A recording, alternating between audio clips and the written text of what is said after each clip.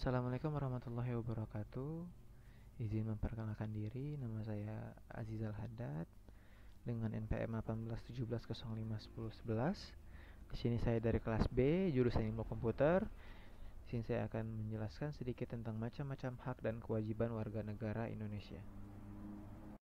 Jadi pertama-tama kita harus paham dan tahu betul apa pengertian dari hak dan kewajiban itu sendiri.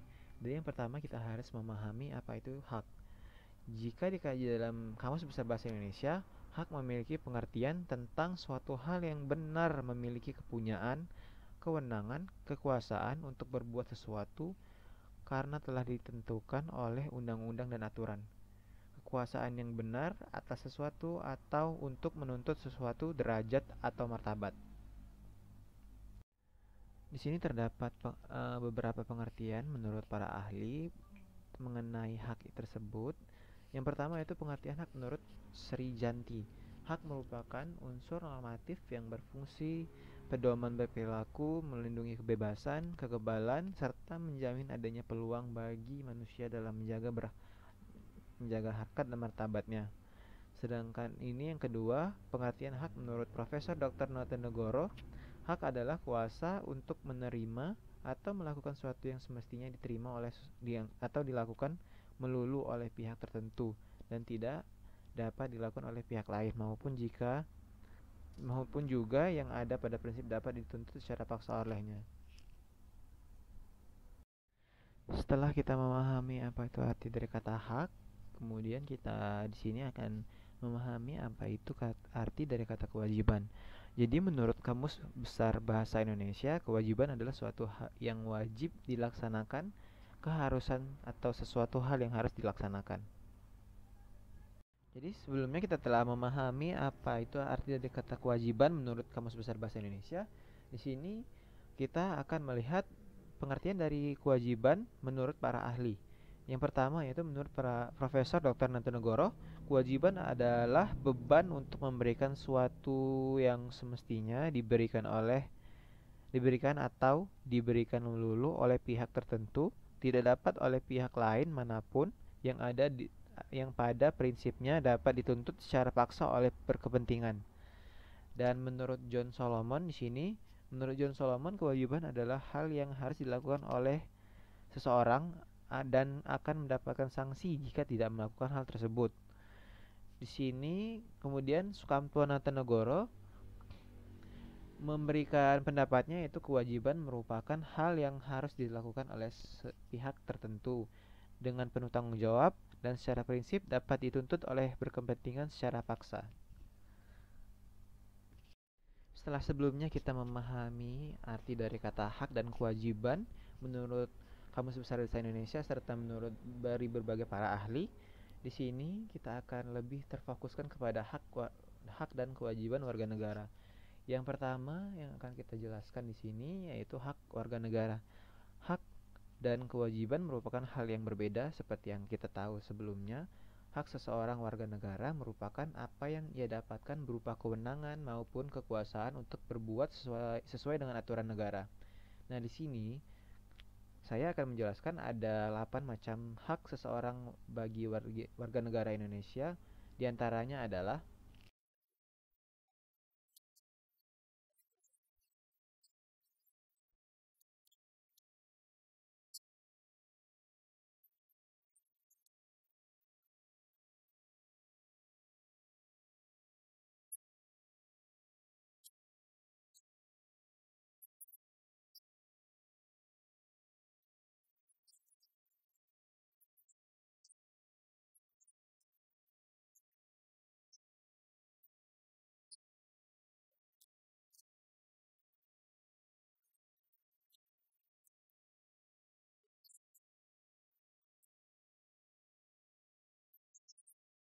kemudian yang kedua adalah hak negatif.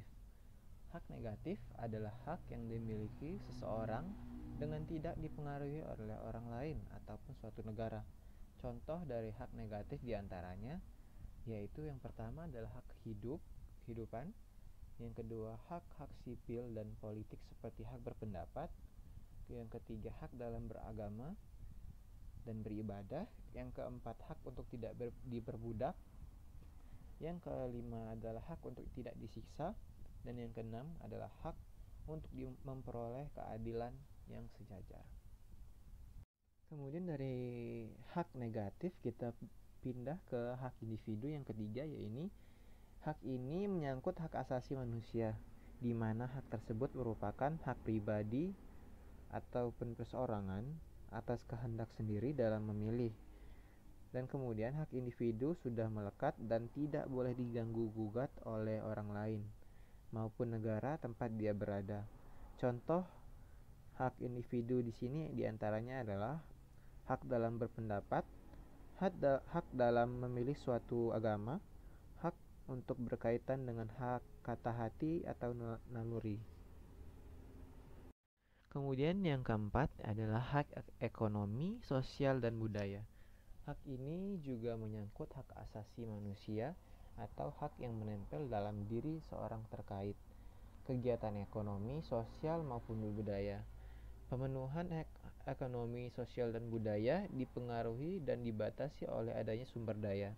Contoh hak ekonomi, sosial, dan budaya diantaranya adalah hak atas standar hidup yang layak, hak atas kesehatan, hak untuk memperoleh pendidikan, hak atas tempat tinggal yang layak, serta hak untuk turut serta dalam kehidupan budaya suatu negara. Kemudian yang di sini yaitu yang kelima, yaitu hak umum. Hak umum merupakan hak yang bersifat universal atau dimiliki oleh seluruh umat manusia. Yang kedua, hak ini dimiliki tanpa adanya campur tangan atau pengaruh dari orang lain. Kemudian yang ketiga adalah contoh hak umum adalah hak asasi manusia yang sudah ada melekat sejak lahir. Kemudian di sini yang keenam adalah hak moral. Hak moral merupakan hak yang berkaitan dengan prinsip maupun etis atau tidaknya tindakan tersebut.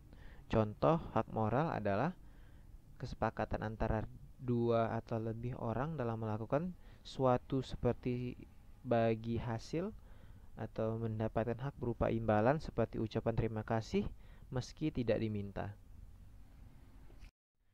Hak yang ketujuh adalah hak khusus. Hak khusus merupakan kebalikan dari hak umum. Dalam kasusnya, terpengaruh karena ada suatu hubungan dengan manusia lainnya, sehingga muncul hak yang disebut hak khusus.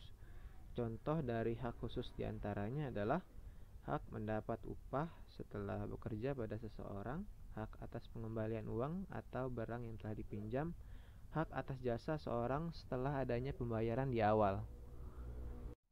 Yang kedelapan yaitu hak legal. Hak legal merupakan hak yang berkaitan dengan suatu hukum atau aturan yang berlaku. Hak ini berkaitan dengan hukum maupun sosial. Contoh dari hak legal adalah hak pemberian gaji yang sudah disepakati dari awal. Dan yang kedua adalah hak mendapat barang atau jasa yang setelah membayar sesuatu. Setelah kita memahami berbagai macam dari hak warga negara, sekarang kita akan membahas tentang kewajiban warga negara itu sendiri.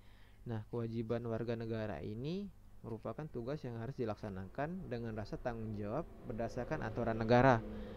Ada 5 kewajiban warga negara, diantaranya adalah yang pertama yaitu kewajiban primer. Kewajiban primer merupakan kewajiban yang berkaitan dengan suatu negara, hukum suatu negara.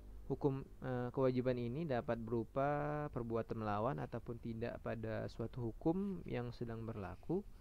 Contoh dari kewajiban primer diantaranya adalah kewajiban untuk menjaga nama baik orang lain, kewajiban membayar pajak, kewajiban membayar denda atas kerugian yang telah diperbuat, kewajiban melaksanakan hukum karena telah melawan hukum. Yang kedua yaitu kewajiban publik. Kewajiban publik merupakan kewajiban yang berkaitan dengan hak orang banyak. Kewajiban ini harus benar-benar dilakukan dan dijaga berdasarkan sifat hubungan sosial demi kenyamanan dan kenyamanan hidup bermasyarakat. Contoh dari kewajiban publik ini adalah Yang pertama adalah mematuhi peraturan yang berlaku seperti rambu lalu lintas, kemudian tidak menggunakan trotoar ketika sedang berkendara motor sehingga menjaga hak pejalan kaki yang menggunakan trotoar. Kemudian menjaga ketertiban dalam hidup bermasyarakat. Yang ketiga adalah kewajiban positif dan negatif. Hampir sama dengan hak positif dan negatif sebelumnya yang telah dijelaskan, kewajiban positif merupakan kewajiban seorang manusia untuk menghendaki melakukan suatu hal, sedangkan untuk kewajiban negatif merupakan kewajiban yang seorang manusia untuk tidak menghendaki melakukan suatu hal.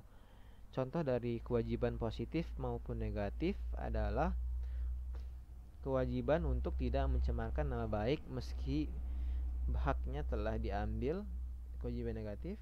Kewajiban melaporkan kepada pihak berwajib dan bersifat menyerahkan urusan tersebut jika haknya telah diambil, kewajiban positif. Kemudian yaitu yang keempat adalah kewajiban mutlak. Kewajiban mutlak adalah kewajiban yang sudah melekat dan tidak ada pengaruh campur tangan dari orang lain maupun suatu negara. Kewajiban ini berlaku atas pilihannya sendiri sehingga harus dilakukan tanpa melibatkan hak orang lain. Contohnya, kewajiban mutlak adalah kewajiban dalam menjalankan ibadah. Yang kelima yaitu kewajiban umum dan khusus. Kewajiban umum adalah kewajiban yang tertuju pada semua warga yang tinggal di suatu negara tersebut. Sedangkan kewajiban khusus adalah kewajiban yang dilakukan oleh golongan tertentu. Biasanya kewajiban khusus membutuhkan perjanjian baik tertulis maupun tidak tertulis terlebih dahulu. Contoh dari kewajiban umum dan khusus adalah yang pertama, kewajiban umum menaati aturan negara yang sedang berlangsung atau untuk seluruh masyarakat yang datang atau tinggal di negara tersebut. Kemudian contoh untuk kewajiban khusus adalah kewajiban membayar jasa, uang ataupun barang pada orang lain sesuai dengan kesepakatan yang telah tertulis pada kontrak. Kewajiban ini tidak untuk semua kalangan, namun berlaku hanya untuk orang yang bekerja sama dalam kontrak tersebut. Demikian yang dapat saya sampaikan mengenai hak dan kewajiban serta macam-macamnya.